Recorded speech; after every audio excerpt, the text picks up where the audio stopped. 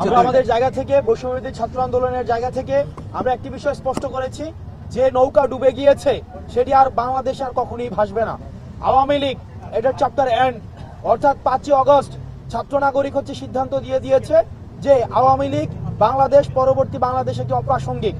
এবং আমরা আজকে আমাদের প্রধান উপদেষ্টার সাথে সকল ফেসিবাদ বিরোধী যেই রাজনৈতিক যেই দলগুলো ছিল সবাই এসছে।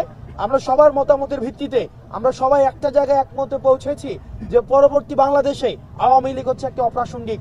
এবং আপনারা দেখেছেন যে বিভিন্ন সময় বিভিন্ন দল যেভাবে মানুষ থেকে হারিয়ে যায়, যেভাবে অপ্রাসঙ্গিক হয়ে যায়, ঠিক একইভাবে আওয়ামী লীগও ঠিক সেভাবে অপ্রাসঙ্গিক হয়েছে। এখন আমরা আহ্বান জানিয়েছি যেন সরকার উদ্যোগ নিয়ে আইনি প্রক্রিয়ায় যেন আওয়ামী লীগকে নিষিদ্ধ করে এবং পরবর্তী কোনো প্রক্রিয়ায় যেন রাজনৈতিকভাবে কোনোভাবেই যেন আওয়ামী লীগ ফাংশনাল না হতে পারে সেই বিষয়টি আমরা সেখানে প্রস্তাব দিয়েছি।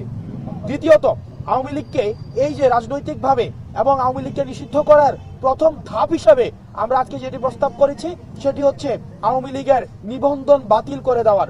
আওয়ামী লীগের নিবন্ধন বাতিল করার মধ্য দিয়ে আওয়ামী লীগকে পলিটিক্যালি ডিসফাংশনাল করা, যেটি আমরা 5 আগস্ট ছাত্র নাগরিক যেটির হচ্ছে জনরায়ের মধ্য দিয়ে সিদ্ধান্ত দিয়েছে সেটির হবে ইনস্টিটিউশনাল রায়।